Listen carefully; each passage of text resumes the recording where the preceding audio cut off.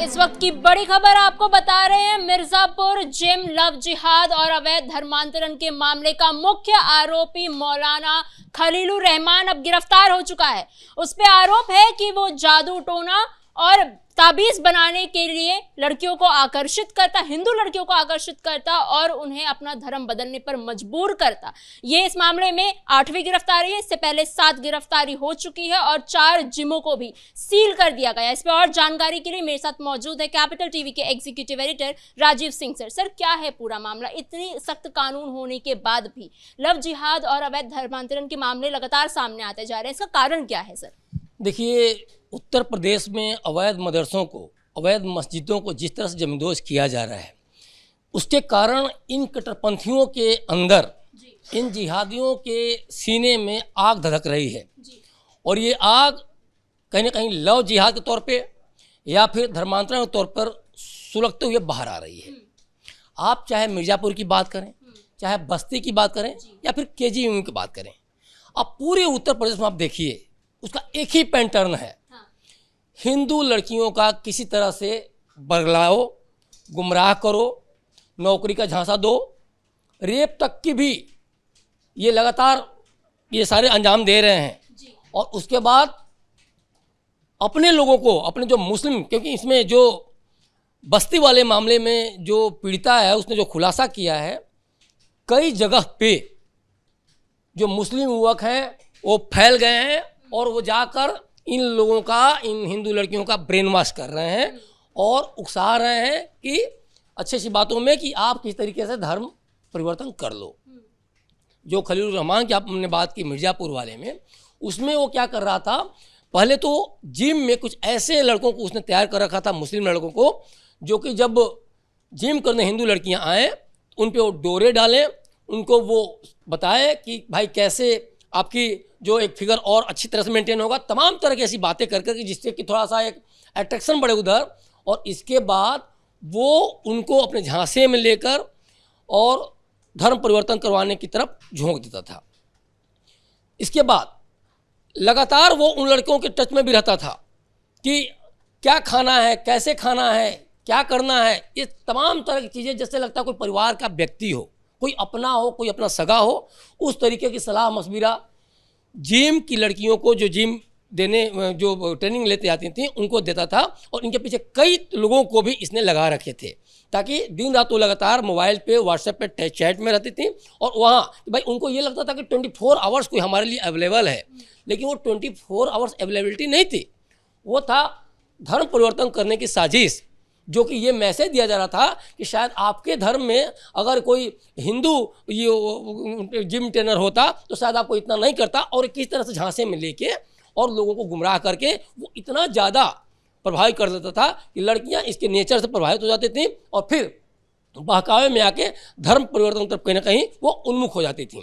Same चीज़ यही हुआ है कहीं ना कहीं बस्ती वाले मामले में भी। बस्ती वाले मामले में ये भी पूरा का पूरा, देखिए, जो पीड़िता बता रही है, जो कि पूरे उत्तर प्रदेश में, जो मैं बार बार कह रहा हूँ कि धर्म परिवर्तन कैसे आग सुलगी हुई है, कैसे ये जो कट्टरपंथी हैं, कैसे इनको लग रहा है कि बहुसंख्यक को पूरे मुस्लिम धर्म में परिवर्तित करा के किस तरह से यहाँ अपना राज कायम करो, जो लगातार ये सपने भी देख रहे हैं 2047 तक हम मुस्लिम देश भारत को बना देंगे। तो ये सारी चीज़ इसी में आ रही। तो बस्ती में भी यही लगातार वो लड़की कह रही है कि पहले सबसे ज़्यादा वो यूज फेसबुक करता था। फेसबुक पे वो फ्रेंड रिक्वेस्ट भेज के या वैसी लड़कियां जो पहले से मौजूद हैं उन लोगों को बरगलाना और अच्छी अच्छी बातें करके उसके बाद वो फिर इंस्टाग्राम के माध्यम से भी गोरखपुर, मुंबई, हर जगह जो भी लड़कियां, क्योंकि गोरखपुर से ये मुंबई से गिरफ्तार हुआ तो वहाँ से ही बहुत सारे खुलासा हुए हैं। और गोरखपुर वगैरह में या उत्तर प्रदेश के अन्य इलाकों में ये साफ ये करके कि किस तरीके से वो गुमराह करके लड़कियों को आप मुस्लिम से हिंदू से मुस्लिम बनाओ और उसको फिर अपने लेके कहीं ना कहीं लव जिहाद को अंजाम दो, शादी करो। या कई बार तो ये भी उसने जो आरोप लगाया है पीड़िता ने कि रेप का भी कहीं ना कहीं उसने वो आरोप लगाया। और सबसे बड़ी बात कि लड़कियों को बेचने का भी ये काम करता था। पहले वो फंसाता था और उसके बाद पैसों के लिए, ताकि उसका ऑपरेशन आगे भी चलता रहे, लोगों को पैसे भी वो देता था, गिफ्ट वगैरह भी देता था, और इसमें लड़कियों को फंसाने के लिए लड़कियों को बेच तक देता था। ये भी सारी चीज़ें निकल के आई हैं। सर एक और महत्वपूर्ण जानकारी ये भी है कि ये जो मौलाना खलीलुर रहमान था, ये पढ़ा लिखा व्यक्ति था और साथ ही वहाँ के हुसैनी मस्जिद में बच्चों को पढ़ाता भी था। अब ऐसे ही हम देखते हैं कि डॉक्टर रमीज़ डॉक्टर था। सर ऐसे लोग अगर समाज में ये सारी हरकतें करते हैं तो क्या एक मैसेज जाता है, वो बच्चों को क्या पढ़ाते होंगे? सर देखिए, ये पढ़े लिखे लोग नहीं हैं, ये जिहादी हैं। हाँ। पढ़े लिखे, देखिए ऐसा नहीं कि जो मतलब डिग्री ले ले, अब भगवान जाने की डिग्री इसने कैसे ली, क्योंकि देखिए इन सबों का जो संबंध जो दुबई से आ रहा है या जो मुस्लिम अन्य राष्ट्रों से आ रहा है या पाकिस्तान वगैरह से आ रहा है, तो ये कहाँ से क्या कर रहे हैं ये तो बहुत कुछ जांच के बाद समझ में आएगा। लेकिन जिहादी मानसिकता जो इनके अंदर है कि जो 72 हुरों गोद में हमेशा बैठे रहते हैं या फिर सपना देखते रहते हैं कि कुछ भी होगा, हमको फांसी पे चढ़ा दिया जाएगा तो हमको 72 हुरें मिलेंगी। तो इस तरह की मेंटालिटी आपने कश्मीर से लेके कहीं भी कन्याकुमारी तक जो भी आप कट्टरपंथी पकड़े गए हो, देखिए कोई इंजीनियर है, कोई डॉक्टर है, डॉक्टर रमीज़ भी डॉक्टर है, लेकिन ये कथित डॉक्टर, ये कथित जो इंजीनियर हैं, इनका जो दिमाग है ना वो कहीं ना कहीं शैतानियत से भरा हुआ है, कहीं ना कहीं जिहादी मानसिकता से कि नहीं हमें जिहाद करना है, हमें धर्म युद्ध करना है। लेकिन इनको ये नहीं पता है कि धर्म युद्ध क्या होता है, जिहाद क्या होता है। जिहाद की अगर ये सच्ची परिभाषा समझते तो एक डॉक्टर होके सोचिए, कहीं ना कहीं आपको इलाज करना है और आप धर्म परिवर्तन करा रहे हैं, आप कहीं ना कहीं जिम ट्रेनिंग के माध्यम से आप उन लोगों को बरगला रहे हैं, लड़कियों को बेच दे रहे हैं, कहीं ना कहीं नशा में धकेल दे रहे हैं, और आप फेसबुक को या फिर इंस्टाग्राम इन सभी चीज़ों को लेके कहीं ना कहीं एक सहारा लेके आप लड़कियों के साथ रेप है, तमाम तरह की चीज़ें जो गलत से गलत प्रवृत्ति होती है वो अंजाम दे रहे हैं। तो ये पढ़ा लिखा इंसान कोई नहीं कर सकता है।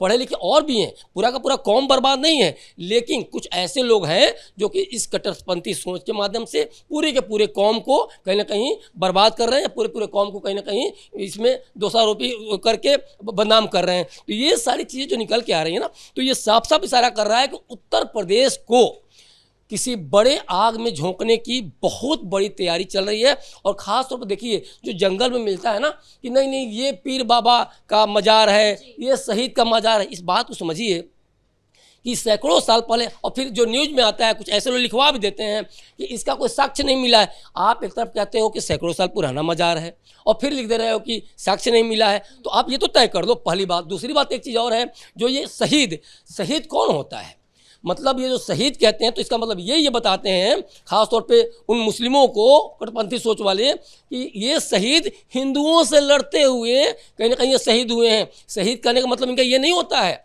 कि ये कहीं ना कहीं हिंदू हितों के लिए लड़े थे, नहीं, ये मुस्लिम हितों के लिए लड़े और ये तब शहीद हो गए। तो ये सारी चीज़ें जो मज़ार, जो अवैध मज़ार हर जगह सड़कों पे आप देखें, हॉस्पिटल के बगल में देखें, स्टेशन के बगल में देखें, आप कहीं भी चले जाएं और आपको अब ये अवैध मज़ार तोड़े जा रहे हैं 13-14 हज़ार उत्तर प्रदेश से। तो अब इनको आग लगी पड़ी है, अब परेशानी नहीं, अब सीधे मतलब एक कहा जाए कि क्यों नहीं मूल बिंदु पे वो करें और ओरिजिन पे वो करें, तो धर्म परिवर्तन ही चेंज कर दो सीधे। अब उसी से ये बौखला करके कि भाई हमारी मस्जिदों को क्यों तोड़ रहे हो, मदरसों को क्यों तोड़ रहे हो, मज़ारों को क्यों तोड़ रहे हो। कहीं भी उत्तर प्रदेश में एक भी मस्जिद, मज़ार और ये नहीं टूट रहे हैं। आप देखिए अवैध अगर हैं तो टूटेंगे, चाहे वो मंदिर हो चाहे मस्जिद हो। और यही बातें देखिए ये मैसेज दे रहे हैं समाज में कि नहीं मुस्लिमों के साथ अन्याय हो रहा है, मस्जिद तोड़ा जा रहा है। और ये तो बताओ कि तुमने जो रातों रात मस्जिद बनाई, उसी जो प्रशासन जब एक्शन लेने आ रहा है तो रातों रात उस मस्जिद तोड़ क्यों दी है? आपके पास सबूत होता तो सबूत रखते, लेकिन यहाँ तो ये फंस जाते हैं। तो ये सारी चीज़ें जो अंदर की जो आग लगी पड़ी है ना, और देखिए 2027 तक ये सारी चीज़ें तो बहुत कुछ निकल के अभी आएगा इन तीनों जगहों से। उसके अलावा भी तय मानिए उत्तर प्रदेश के कई जगहों से बहुत सारी चीज़ें 27 तक निकल के आएंगी। और ये भी मानिए 27 तक इसको सुलगाने के लिए कई सारी पार्टियां भी लगी पड़ी हैं। और आगे आने वाले समय में कुछ महीनों के अंदर ही अगर उत्तर प्रदेश में दंगा भी अगर ये उकसाएँ, इससे भी इनकार नहीं किया सर, जिस तरह संभल, बरेली, तमाम तरह की चीज़ें हमने देखी। लेकिन योगी आदित्यनाथ की सरकार इस बात की खासतौर पर तस्दीक करते हुए चल रही है कि नहीं, कहीं भी किसी को भी अमन चैन को सुलगाने की, ख़त्म करने की आज़ादी नहीं मिलेगी। और इसीलिए इस कार्रवाई के माध्यम से ये लगातार ये सारी चीज़ें निकल के आ रही हैं। सर कहते हैं prevention is better than cure. अब ये जो हिंदू लड़कियों को फंसाया जा रहा है, ये काम किया जा रहा है, ऐसे में हिंदू लड़कियां किस तरीके से सतर्कता ले सकती हैं कि वो इन सारी चीज़ों में ना फंसे? देखिए एक बात समझने की ज़रूरत है, जो अक्सर लोग कहते हैं कि this is my personal life. आप अपनी पर्सनल लाइफ जिए, लेकिन साथ साथ अपना सिक्स सेंस को मजबूत रखिए और वो उसको कम से कम खोले रखिए कि भाई आपको कुछ कर रहा है या अवांछित अचानक कोई व्यक्ति आ गया, आपका इतना ज़्यादा करीबी होने का वो कर रहा है, तो आपके कान खड़े हो जाने चाहिए। आज आप ये बताइए, कुछ भी हो आप धर्म परिवर्तन करा लेंगी, आपको कितना भी प्रलोभन मिले, जो देश संस्कृति धर्म का ऐसा मुद्दा है कि वो अगर देखा जाए तो अफीम से भी ज़्यादा वो कहा जाए तो एक तरह से नशे की तरह काम करता है। और उसमें आप कहीं ना कहीं आप एक हिंदू से मुस्लिम और मुस्लिम से हिंदू, आपको ये करने के लिए नहीं आपके मदर फादर ने वो किया है। आपको सोचना चाहिए कि आपके हिंदू धर्म में क्या कमी है। सनातन देखिए, सनातन देखा पूरे विश्व की सबसे सर्वश्रेष्ठ धर्म है, इसमें कोई दो राय नहीं है, लेकिन इनको कुछ अच्छी बातों उसमें इतना ज़्यादा हो जाता है कि वो कहीं ना कहीं बदला लेते हैं। और इनका जो हथकंडा है ना, जो पैसा लेने की फिर नौकरी लगाने की, तो जिस तरीके से हथकंडा अप्लाई करते हैं तो अच्छे अच्छे लोग कहीं ना कहीं भ्रम में आ जाते हैं। और सबसे बड़ी बात एक चीज़ और है समझने वाली, जब हिंदू बन के किसी हिंदू लड़की का धर्म चेंज कराओगे तो फिर तो भाई कलावा पहनोगे, इस तरह करोगे, तो एक बार तो कोई भ्रम में आएगा ही। तो ये भी सब कुछ मिला जुला देखा जाए तो बहुत बड़ा एक तरह से फैक्टर है। लेकिन उत्तर प्रदेश में भी ये नहीं चलने वाला, ये भी तय मानिए। जिस तरह से कार्रवाई हो रही है, बहुत कुछ निकल के आ रहा है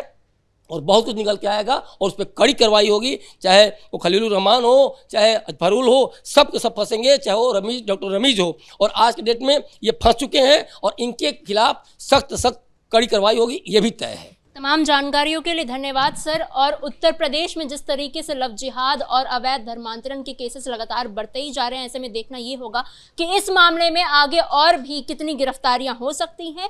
फिलहाल इस ब्रेकिंग में इतना ही। कैमरा पर्सन अशोक भारद्वाज के साथ मैं समीक्षा तिवारी, कैपिटल टीवी उत्तर प्रदेश।